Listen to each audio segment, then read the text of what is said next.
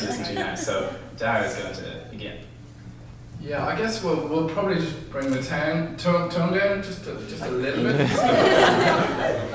We don't have anything particularly nice and lovely and others to say. I can give you a little update on a story earlier about Jesus, who was the love of Joey's life. Well, unfortunately, Jesus turned out to be gay. It wasn't really an option for Joey. But interestingly enough, he did reappear a few years later. Garode actually saw him while he was walking down a laneway. And Jesus shouted out to him, "Hey, you're pretty fit." Which is a true story, actually. There are some people who can't be with us here today, and I know some of Garode's colleagues in the News of the World would like to send their best wishes. And I was talking to Rupert Murdoch last week, and some of you will know that I'm very well connected. So Rupert said, he said that from all the text messages he'd been reading and seeing between the two of them, there was nothing to worry about. So I actually met, or rather saw Joey at the same time that Garode saw Joey.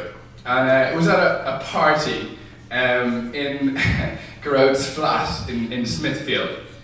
And we both kind of remarked at how incredibly attractive she was. Remarkably attractive, and how she really, really stood out. And Garode said, I wouldn't mind, asking her. And I mean, as a genuinely good friend, I thought it was best to inform him that he really didn't stand a chance. He should probably stay away. Turns out I was wrong on that one. But there were a number of other men who also fancied their chances with Garode, with Joey.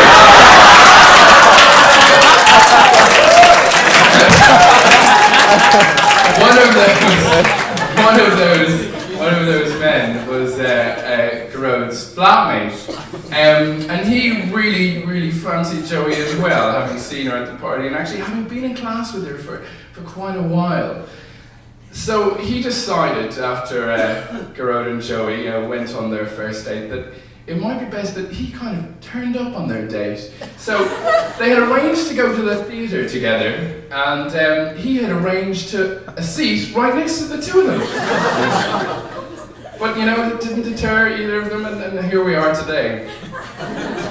In fact, my own boyfriend also had a little run-in with Joey. He fancied Joey as well.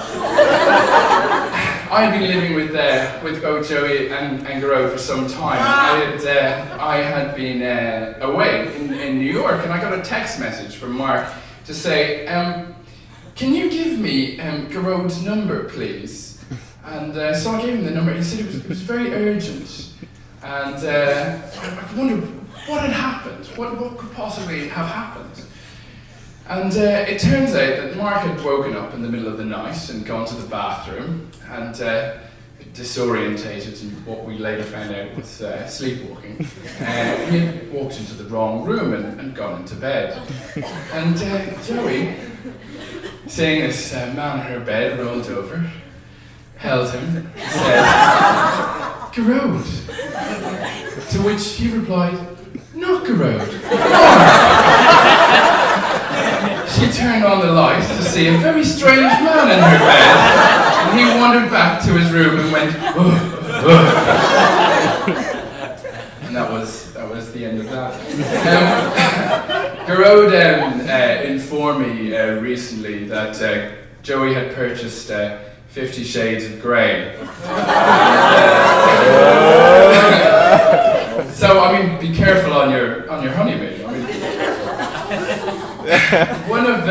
One piece of advice that I will give to Joey as a new Irish housewife is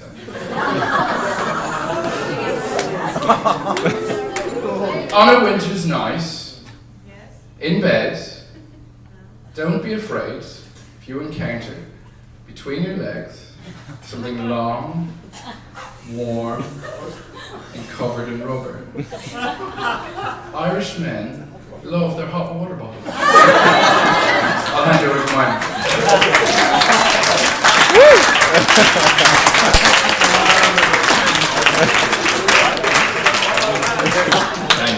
Daire. No, thank you very much. It's an absolute pleasure to be here tonight. The sheer inevitability of these two tying it up finally absolutely doesn't diminish that pleasure one bit. So firstly, congratulations to you both. Enjoy. I first met Gerard at my first week of university. Many of you former undergraduates will know quite a hedonistic week for all involved, and happily that first week certainly set the tone for the rest of Gerard and I's friendship, which happily has continued to be particularly hedonistic, at least when our bank balances would permit it.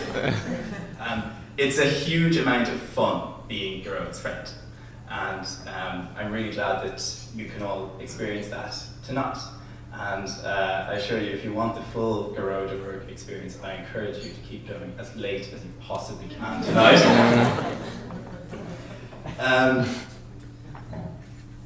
Indeed, Gerard has long had to hold myself and Daire back when our innate extravagance and exuberance has threatened to get the better of the three of us.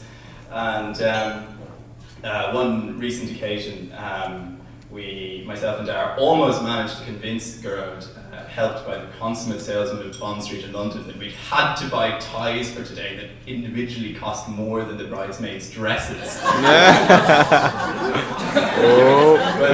happily, Joey's prudence is one of many virtues that have finally rubbed off on Gerard. This has been a long process, however. I remember one Christmas shopping trip that myself and Gerard and Daire went on. The presents over the years, they got more and more extravagant with every year. Perhaps helped by the several bottles of wine that myself and Daire insisted on in between the brief but utterly devastating stops in Dublin's high-end boutiques. One Christmas I found myself leaning over the counter of Weir's Jewellers in Grafton Street, admiring the bling on display, and Gerard paused for a moment and he looked at me very earnestly and he said, he told me that he wanted me to be Joey's stand-in. So I wasn't sure what to expect. The salesman handed Gerard a piece of jewellery and he turned to me and he asked me to stretch out my hand. And he explained that my pathetically slim, girly wrists were just the same size as Joey's, and that if the bracelet fit me, it would certainly fit Joey as well.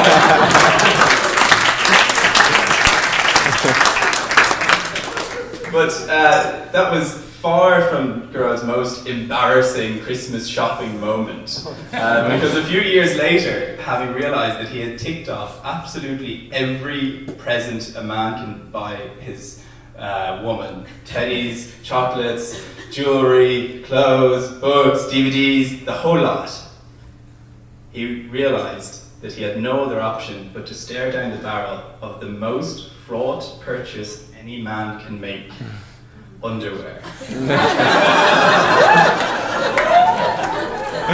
So, suitably fortified by the rather liquid lunch that myself and Daire had organised, as usual, his pace quickened and he ducked into the upper levels of Brown Thomas on Dublin's Grafton Street to his stockist of choice, agent provocateur.